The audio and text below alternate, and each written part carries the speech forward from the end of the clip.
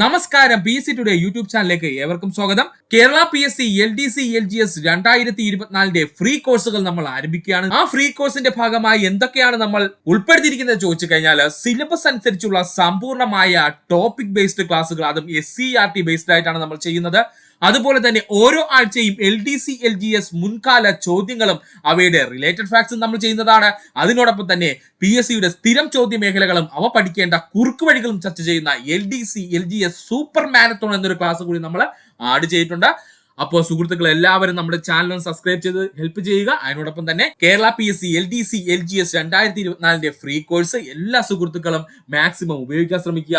നമുക്ക് സമയം കളയേണ്ട, നമ്മുടെ ഇന്നത്തെ ടോപ്പിക്കിലേക്ക് പോകാം. അടുത്തതായി നമ്മൾ പഠിക്കാൻ പോകുന്നത് ഭൂമിയുടെ ഉപഗ്രഹമായ ചന്ദ്രനെ അടുത്തറിയുക എന്ന ലക്ഷ്യത്തോടു കൂടി ഇന്ത്യ വിക്ഷേപിച്ച ബഹിരാകാശ പേടകമാണ് ചന്ദ്രയാൻ. ഭൂമിയുടെ ഉപഗ്രഹമായ ചന്ദ്രനെ അടുത്തറിയുക എന്ന ലക്ഷ്യത്തോടു കൂടി ഇന്ത്യ വിക്ഷേപിച്ച ബഹിരാകാശ പേടകമാണ് ചന്ദ്രയാൻ. ചന്ദ്രയാൻ പദ്ധതി ആരംഭിച്ച വർഷം 2003 പഠിച്ചു വെക്കുക. ചന്ദ്രയാൻ പദ്ധതി ആരംഭിച്ച വർഷം 2003. ചന്ദ്രയാൻ പദ്ധതിക്ക് തുടക്കം കുറിച്ച പ്രധാനമന്ത്രി അടൽ ബിഹാരി വാജ്പേയി. മറക്കരുത്, ചന്ദ്രയാൻ പദ്ധതിക്ക് തുടക്കം കുറിച്ച പ്രധാനമന്ത്രി ആരാണ്? അടൽ ബിഹാരി വാജ്പേയി ആണ് 2003. ഇന്ത്യയുടെ ആദ്യത്തെ ചാന്ദ്ര ദൗത്യം അറിയപ്പെടുന്ന പേരാണ് ചന്ദ്രയാൻ 1. ഇന്ത്യയുടെ ആദ്യത്തെ ചാന്ദ്ര ദൗത്യം അറിയപ്പെടുന്ന പേരാണ് ചന്ദ്രയാൻ 1. ചന്ദ്രയാൻ 1 വിക്ഷേപിച്ച വർഷം 2008 ഒക്ടോബർ 22. പഠിച്ചു വെച്ചോളണേ, ഇമ്പോർട്ടന്റ് പോയിന്റാ പറഞ്ഞത്. ഇപ്പോഴും PSC യുടെ ട്രെൻഡിങ് കിടക്കുന്ന ചോദ്യമാണ് പറഞ്ഞത്. ചന്ദ്രയാൻ 1 വിക്ഷേപിച്ച വർഷം 2008 ഒക്ടോബർ 22. ചന്ദ്രയാൻ 1 വിക്ഷേപിക്കാൻ ഉപയോഗിച്ച വാഹനം PSLV C-11. ചന്ദ്രയാൻ 1 വിക്ഷേപിക്കാൻ ഉപയോഗിച്ച വാഹനം ഏതാ സുഹൃത്തുക്കളെ? PSLV C-11.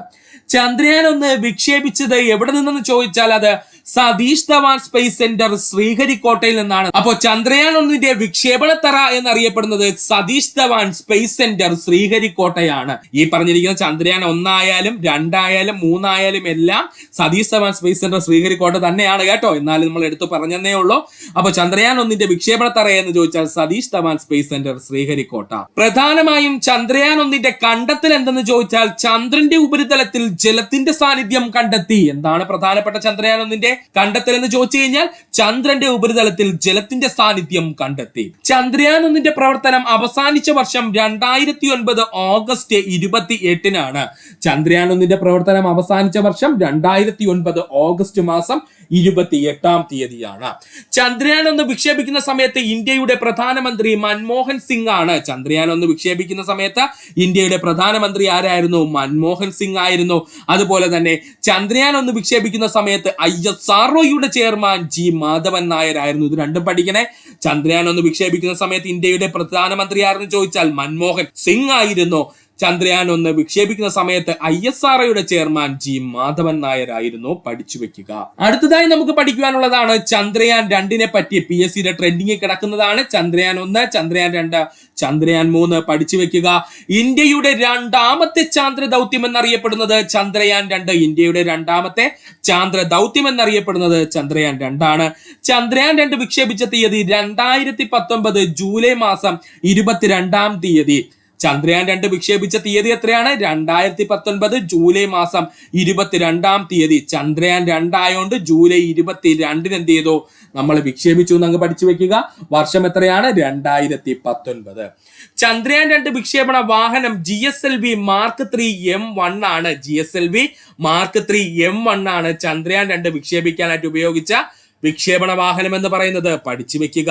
ചന്ദ്രയാൻ 2 വിക്ഷേപണ തറ നമുക്ക് എല്ലാവർക്കും അറിയാവുന്ന Satish Dhawan space centre Sriharikota. Already പറഞ്ഞു കഴിഞ്ഞു. ചന്ദ്രയാൻ 2 വിക്ഷേപണ തറ സതീഷ് ധവാൻ സ്പേസ് സെന്റർ ശ്രീഹരിക്കോട്ട. ചന്ദ്രന്റെ ദക്ഷിണ ധ്രുവത്തിൽ ഇറങ്ങുന്നതിന് വേണ്ടി ചന്ദ്രയാൻ 2 ഭാഗമായിരുന്ന ലാൻഡർ ആയിരുന്നു വിക്രം ലാൻഡർ. ചന്ദ്രോപരിതലത്തിനെ കുറിച്ച് പഠിക്കുവാൻ വേണ്ടി ചന്ദ്രയാൻ 2 ഭാഗമായിരുന്ന റോവർ ആയിരുന്നു പ്രഗ്യാൻ. ഇത് രണ്ടും ഇമ്പോർട്ടന്റ് ആണ്.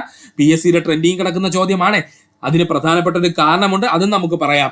ചന്ദ്രന്റെ ദക്ഷിണ ധ്രുവത്തിൽ ഇറങ്ങുന്നതിന് വേണ്ടി ചന്ദ്രയാൻ 2 ഭാഗമായിരുന്ന ലാൻഡർ ചോദിച്ചാൽ അത് വിക്രം ലാൻഡർ ആണ്. ചന്ദ്രോപരിതലത്തിനെ കുറിച്ച് പഠിക്കുന്നതിന് വേണ്ടി ചന്ദ്രയാൻ 2 ഭാഗമായിരുന്ന റോവർ ചോദിച്ചു കഴിഞ്ഞാൽ അത് പ്രഗ്യാൻ ആണ്. എന്താ സുഹൃത്തുക്കളെ ലാൻഡറും റോവറും തമ്മിലുള്ള വ്യത്യാസം ഒന്ന് ആദ്യം മനസ്സിലാക്കുക. ലാൻഡർ എന്ന് പറഞ്ഞു കഴിഞ്ഞാൽ ഒരു പ്രദേശത്ത് നമ്മൾ ഇറക്കി കഴിഞ്ഞാൽ പിന്നെ അവന് മൂവ്മെന്റ് ഒന്നുമില്ല. അവൻ എന്ത് ചെയ്യും? ഒരു സ്ഥലത്ത് അതുപോലെ നിശ്ചല അവസ്ഥയിൽ ഇരിക്കും. ഇതിനെയാണ് ലാൻഡർ എന്ന പേരിൽ അറിയുന്നത്. അറിയപ്പെടുന്നത്. ഇനി എന്താണ് റോവർ എന്ന് ചോദിച്ചു കഴിഞ്ഞാൽ ഇത്രയേ ഉള്ളൂ. ഇവൻ എന്ന് പറഞ്ഞു കഴിഞ്ഞാൽ ഇവനെ ചലിക്കുന്ന ചക്രങ്ങൾ കാണും. ഇവനകത്ത് ഈ റോവറിനകത്ത് എന്തുണ്ട്? ചലിക്കുന്ന അല്ലെങ്കിൽ മോട്ടോർ ഉപയോഗിച്ച് ചലിക്കുന്ന ചക്രങ്ങൾ കാണും.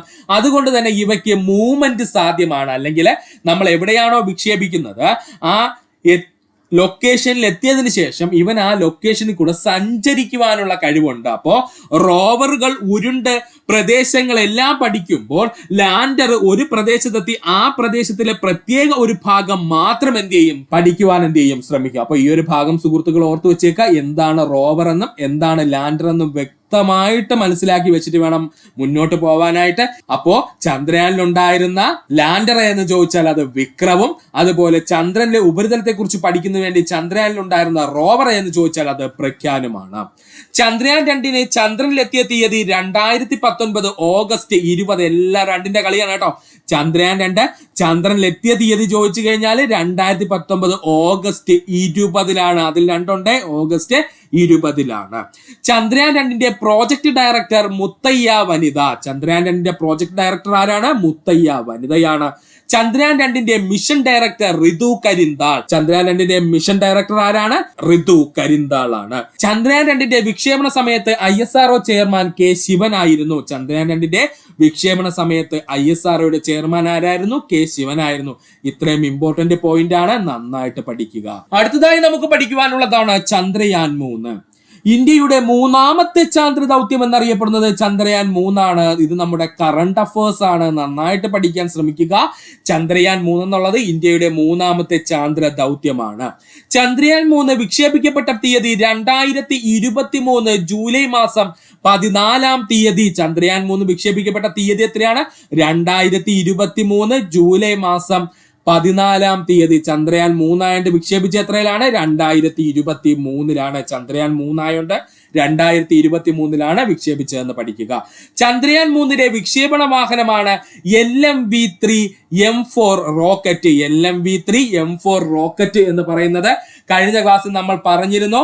നമ്മുടെ GSLV Mark 3 റോക്കറ്റിന്റെ പേര് മാറ്റിയിരുന്നു എന്നുള്ളത്. അതിന്റെ പുതിയ നാമമാണ് LMV-3 എന്നുള്ളത്. അപ്പോൾ LMV-3M4 എന്ന് പറയുന്ന റോക്കറ്റിലാണ് ചന്ദ്രയാൻ 3 നമ്മൾ വിക്ഷേപിച്ചത്.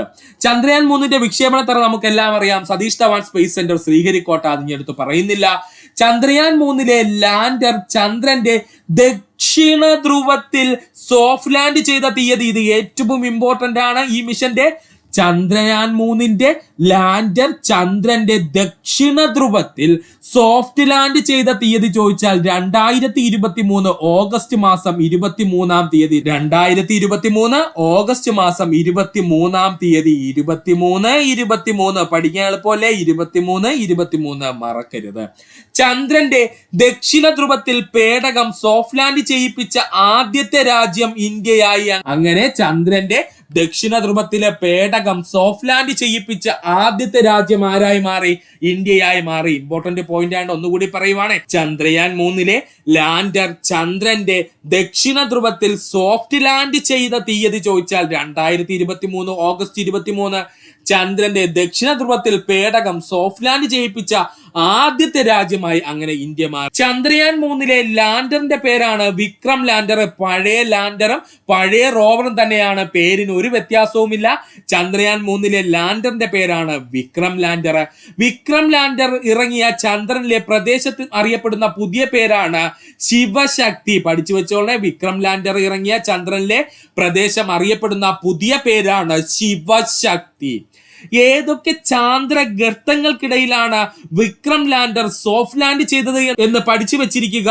മാൻസിനസ് സിയും അതുപോലെ തന്നെ സിംപേലിയസ് N എന്നീ 2 ഗർത്തങ്ങൾക്കിടയിലാണ് ആരിറങ്ങിയത്? വിക്രം ലാൻഡർ ലാൻഡ് ചെയ്തത്. പഠിക്കുക. മാൻസിനസ് സിയും അതുപോലെ തന്നെ സിംപേലിയസ് Nഉം എന്ന് പറയുന്ന 2 ഗർത്തങ്ങൾക്കിടയിൽ അല്ലെങ്കിൽ ക്രേറ്ററുകൾക്കിടയിലാണ് ആരിറങ്ങിയത്? നമ്മുടെ വിക്രം ലാൻഡർ ഇറങ്ങിയതെന്നങ്ങ് പഠിച്ചു വെച്ചേക്കുക. ഇമ്പോർട്ടന്റ് പോയിന്റ് ആണ്. അടുത്തതായി നമുക്ക് പഠിക്കാനുള്ളതാണ് വിക്രം ലാൻഡറിന്റെ ഭാഗമായിട്ട് കുറച്ച് ഉപകരണങ്ങൾ കൂടിയുണ്ട്. PSCയുടെ ഇപ്പോഴത്തെ ട്രെൻഡിങ്ങിൽ കിടക്കുന്ന ചോദ്യങ്ങൾ ഇങ്ങനെയൊക്കെയാണ് വരുന്നത്. ഇത്തരം ചോദ്യങ്ങൾ കാണുമ്പോഴാണ് നമുക്ക് കൺഫ്യൂഷൻ ഉണ്ടാകുന്നത്. അപ്പോൾ നമ്മൾ പഠിക്കാൻ പോവുകയാണ് വിക്രം ലാൻഡറിന്റെ ഭാഗമായി ഉണ്ടായിരുന്ന പ്രധാനപ്പെട്ട ISRO നിർമ്മിത ഉപകരണങ്ങൾ എന്തൊക്കെയാണെന്നുള്ളത്. ചന്ദ്രോപരിതലത്തിലെ പ്ലാസ്മയെ കുറിച്ച് പഠിക്കുന്നതിന് വേണ്ടിയിട്ട് രംഭ LP എന്നുള്ള ഉപകരണം വിക്രം ലാൻഡറിൽ ഉണ്ടായിരുന്നു. ചന്ദ്രന്റെ ഉപരിതലത്തിൽ ഉണ്ടാകുന്ന പ്ലാസ്മയെ കുറിച്ച് പഠിക്കുന്നതിന് വേണ്ടി രംഭ LP എന്ന് പറയുന്ന ഉപകരണം എന്തിൽ കണക്ട് ചെയ്തിരുന്നു? നമ്മുടെ വിക്രം ലാൻഡറിൽ ഉണ്ടായിരുന്നു. ചന്ദ്രോപരിതലത്തിലെ താപനിലയെ കുറിച്ച് പഠിക്കുന്നതിന് വേണ്ടിയുള്ള ഉപകരണമായിരുന്നു ചാസിറ്റ്. എന്താ അവന്റെ പേര്? ചാസിറ്റ് എന്നായിരുന്നു.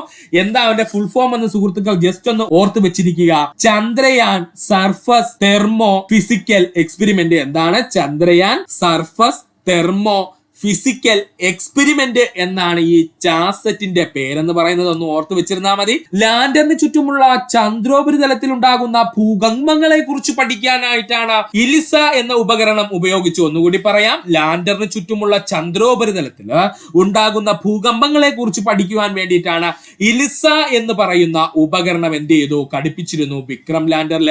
ഈ ഇലിസ ഉപകരണത്തിന്റെ ഫുൾ ഫോം എന്നുകൂടി ഒന്ന് പഠിച്ചു വെച്ചേക്കുക. Instrument for lunar seismic activity എന്നാണ് ഈ പറയുന്ന ഉപകരണത്തിന്റെ പേരെന്ന് പറയുന്നത്. കൺഫ്യൂഷൻ ഒന്നും വേണ്ട, ഒന്നുകൂടി പറയുവാണ്. ലാൻഡറിന് ചുറ്റുമുള്ള ചന്ദ്രോപരിതലത്തിൽ ഉണ്ടാകുന്ന ഭൂകമ്പങ്ങളെ കുറിച്ച് പഠിക്കുന്നതിന് വേണ്ടിയിട്ട് നമ്മൾ ഉപയോഗിച്ചിരുന്ന ഉപകരണം അറിയപ്പെടുന്ന പേരാണ് ഇലിസ എന്നുള്ളത്. ഈ ഇലിസയുടെ ഫുൾ ഫോം എന്തെന്ന് ചോദിച്ചു കഴിഞ്ഞാൽ instrument for lunar seismic activities എന്നാണ്. Instrument for lunar seismic activities എന്നാണ്. ചന്ദ്രയാൻ 3 റോവർ ആയിരുന്നു പ്രഗ്യാൻ. നേരത്തെ റോവർ തന്നെയാണ്. ചന്ദ്രയാൻ 2 അതേ റോവർ തന്നെയാണ് ചന്ദ്രയാൻ 3 ഉപയോഗിച്ചത്. അവന്റെ പേരെന്താണ്? പ്രഗ്യാൻ എന്നാണ്. പ്രഗ്യാൻ റോവറിന്റെ ഭാഗമായുള്ള ഉപകരണം കൂടി പഠിച്ചു കഴിഞ്ഞാൽ മാത്രമേ നമ്മുടെ ചന്ദ്രയാൻ 3 ഇവിടെ അവസാനിക്കുകയുള്ളൂ. അപ്പൊ നമുക്ക് സമയം കളയേണ്ട. പ്രഗ്യാൻ റോവറിന്റെ ഭാഗമായിട്ടുള്ള ഉപകരണങ്ങൾ ഏതൊക്കെയെന്നുള്ളത് പഠിക്കാം. ചന്ദ്രോപരിതലത്തിൽ കാണപ്പെടുന്ന ലോഹങ്ങളെ കുറിച്ച് പഠിക്കുന്നതിന് വേണ്ടിയിട്ട് ആപ്6 എന്ന് പറയുന്ന ഉപകരണം ഉപയോഗിച്ചു. APXS എന്നുള്ള ഉപകരണം, ആപ്6 എന്നുള്ള ഉപകരണം ഉപയോഗിച്ചു. ചന്ദ്രോപരിതലത്തിൽ കാണപ്പെടുന്ന ലോഹങ്ങളെ കുറിച്ച് പഠിക്കുന്നതിന് വേണ്ടി ആപ്6 എന്ന ഉപകരണം ഉപയോഗിച്ചു. അതിന്റെ ഫുൾ ഫോം എന്തെന്ന് ചോദിച്ചാൽ സുഹൃത്തുക്കൾ ഒന്ന് കേട്ടിരുന്നാൽ മതി. ആൽഫ പാർട്ടിക്കിൾ എക്സ്റേ സ്പെക്ട്രോമീറ്റർ എന്നാണ് അതിന്റെ അർത്ഥം. ആൽഫ പാർട്ടിക്കിൾ എക്സ്റേ സ്പെക്ട്രോമീറ്റർ എന്നാണ് ആപെക്സിന്റെ അർത്ഥം എന്ന് പറയുന്നത്. ഒന്ന് ഓർത്ത് വെച്ചിരിക്കുക. ചന്ദ്രോപരിതലത്തിലെ രാസഘടന മനസ്സിലാക്കുന്നതിന് വേണ്ടി ലിപ്സ് എന്ന് പറയുന്ന ഒരു ഉപകരണം ഉണ്ടായിരുന്നു പ്രഗ്യാൻ റോവറിൽ. ഒന്നുകൂടി പറയാം, ചന്ദ്രോപരിതലത്തിലെ രാസഘടന മനസ്സിലാക്കുന്നതിന് വേണ്ടിയിട്ട് ലിബ്സ് എന്ന് പറയുന്ന ഒരു ഉപകരണം ഉണ്ടായിരുന്നു നമ്മുടെ പ്രഗ്യാൻ റോവറിൽ. ആ ലിബ്സിന്റെ ഫുൾ ഫോം എന്തെന്ന് ചോദിച്ചാൽ laser induced breakdown spectroscope എന്നാണ്. Laser induced breakdown spectroscope എന്നാണ് ആ ഉപകരണത്തിന്റെ ഫുൾ പേരെന്ന് പറയുന്നത്. ഈ ഫുൾ പേരെന്ന് ഓർത്ത് വെച്ചിരുന്നാൽ മതി. Laser induced breakdown spectroscope എന്നാണ് അത് അറിയപ്പെടുന്നത്. ചന്ദ്രയാൻ ദൗത്യം എത്ര ദിനങ്ങളാണ് എന്ന് ചോദിച്ചു കഴിഞ്ഞാൽ മറക്കരുത്, 14 ഭൗമ ദിനങ്ങളാണ്. എത്ര ദിനങ്ങളാ സുഹൃത്തുക്കളെ?